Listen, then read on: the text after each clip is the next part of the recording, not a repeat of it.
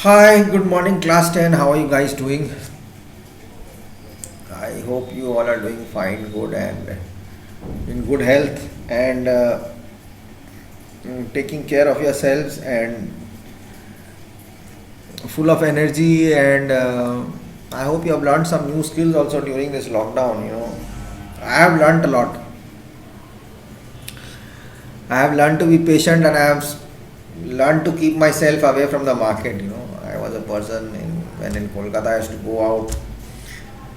In the evenings, I used to stroll out for my walks. In the early morning, I used to go for my walks. In Muzaffarpur, also, I was doing it. I used to go for my evening walks when the school is on. And during holidays, I have done my morning walks. But now, I've got into this habit of staying home and staying. I don't even venture out to buy anything. Someday, only if it's very important, I go out. Otherwise, I don't. But yes, I have been away from my phone for quite a long time. I'm generally not a phone guy, but in this lockdown, it's made me even more far away from my phone. I only watch sometimes if I'm watching a movie or something. That's the only source of entertainment which I have. That's the movies on Netflix which I watch. And but life as I exercise, I take care of myself, I think, I meditate, and that's what I do. And it's kept me healthy and fit and fine. And so I hope you guys are also doing this. That's why I tell you, have some physical activity. Yeah, see, if I'm also taking classes, it's very tough, to just speak on the camera and I don't see your faces. What is your repercussions, or what are your the features of your face. Either you're understanding my point of view, or you're getting the language which I'm, the way, the speed which I'm going in. Are you liking your expressions? I am missing. So you can only see my expressions, and I am thinking that I am going cool. So I have to, from one class to another class to another. In the school, what happens? I prepare myself. I am ready for that class. I know these are the guys and children in that class, and they are going to. When I speak like this, they understand me, and when I speak like that, they don't understand me. So, but here on the camera, it's different. Even if it's online, if you look at me, your net is not there, and I see only your face staring at me. Buffering, suddenly I see you're staring that side. So it's different. So it's quite a tough job. It's tough job for you as well to sit and listen to me, blah blah blah, and it's a tough job for me to also go blah blah blah. So the same thing, because there's no reply from the other end, and so it's really tough. So I also have to mentally to do this work every day. I have to also prepare myself. So for that, I have to be physically fit. So I just can't sit around and think that okay, I have to. What do I have to do? Not got. I have not got any work. I have to only record videos and publish it. That's my job. No, it's not that. I have to keep fit to teach or to share with you. I cannot teach. I'm not a teacher. I'm just a sharer. So I'm sharing what I know, and I guess that helps you. So for sharing also, I need to prepare myself. I need to keep myself fit and healthy. So that's what is my advice to you all also. Not to you, to your everybody in your family around you. Sitting at home is okay. Watching TV is okay. Eating food is okay. But at the same time, you have to burn calories also. You have to burn that. If I fill petrol and I don't drive it, then I think I'm going to just fill petrol and I'm going to reach that place. No, you have to burn that petrol to reach that place. You have to burn. A lot of energy is needed. So where you have to spend energy to gain more energy. So suppose I eat every day, I'm taking all energy food, and then I don't work out. When I go to work, I'll have no energy of walking. I'll be fat. I'll be excess weight. I'll be obese, and I'll not able to do my work. By the time I do one step, my tongue will come out like a dog panting. So it's not like that. So we have to. Everything has a ratio of things to do. So we have to keep it in that balance, ecological balance. Okay. So let's get to this. A long walk, a long walk to freedom. So today what I'm going to do is I'll just read. I've explained a bit of it. Lot of it is left to be explained. So I'll just read today and let's see what we go through it, and then I'll come back for the explanation. Okay, if you don't mind. So I'll start from the beginning once again. I'll just read. Apartheid, apartheid, apartheid or apartheid is a political system that separates people according to their race. And these three countries named below has had such a political system until very recently. South Africa, Australia, United States of America, every day it's happening. Indians are being tortured everywhere because of caste, creed and color.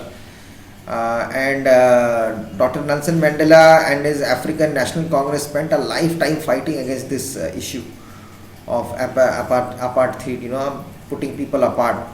Mandela had to spend 30 years in prison. Finally, democratic elections were held in South Africa in 1994. Mandela became the first black president of a new nation.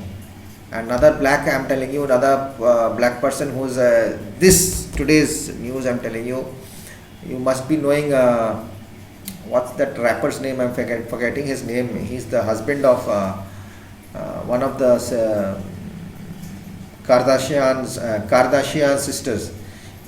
His name is, he's a black American. He's standing for president. He's the next president. He's standing for it. He's a candidate for president, 2020 candidate for voting this time. He's a rapper. I'm forgetting his name. So he's a black American also. So in this extract from his autobiography, Long Walk to Freedom, Mandela speaks about his historic occasion, the inauguration. Can you guess what was the occasion might be? Check your guess with the news item from BBC on 10th May 1994.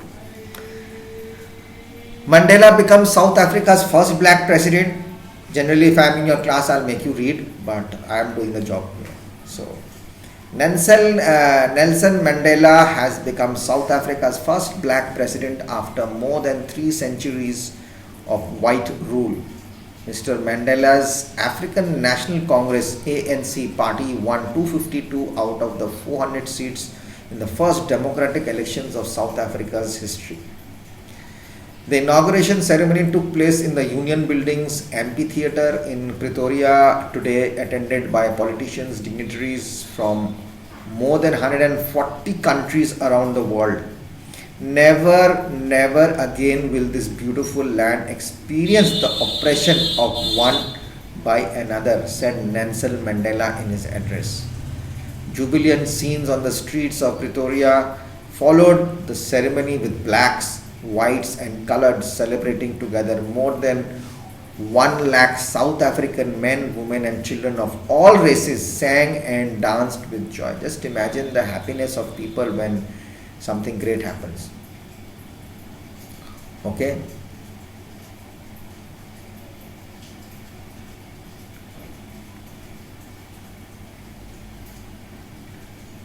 We have this column of A and B, we'll do it later.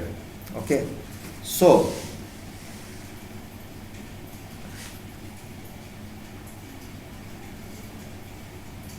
May dawned bright and clear. It's a bright morning. For the past few days, I had been pleasantly besieged by dignitaries and world leaders who were coming to pay their respects before the inauguration. The inauguration would be the largest gathering ever of international leaders on South American soil. The whole world was happy that this thing is really going on.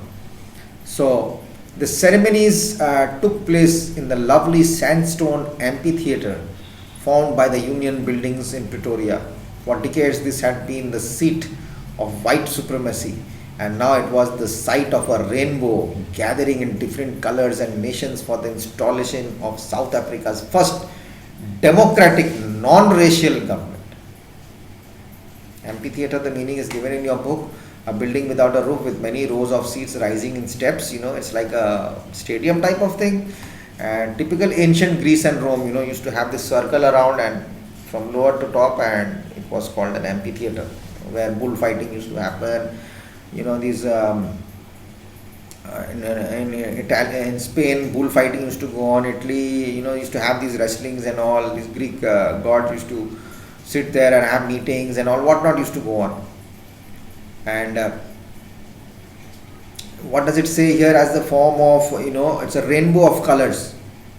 No more single white color. It's going to be a rainbow of colors, dark, blue, green, everything. People of all cultures, the colors are the cultures, nations and all the people's colors No racial comment, non-racial comment. There will be no racism here. No one is different. Everyone is the same. Imagine. On that lovely autumn day, I was accompanied by my daughter Zenani. On the podium, Mr. De Klerk was the first sworn in as the second deputy president. Then Thabo Mbeki was sworn in as the first deputy president. When it was my turn, what was this? I didn't understand. On the podium, Mr. De Klerk was the first sworn in as second deputy president. Then Thabo Mbeki was sworn in as the first deputy president. When it was my turn, this is Mr. Nelson Mandela is writing about himself. I pledge to obey and uphold the Constitution and to devote myself to the well-being of the Republic and its people. To the assembled guests and the watching world, I said, today all of us do by our presence here confer glory and hope to a newborn liberty. Out of the experience of an extraordinary human disaster that lasted too long, must be born a society of which all humanity will be proud. Understood? What a beautiful thing is. I'm coming back in the next video.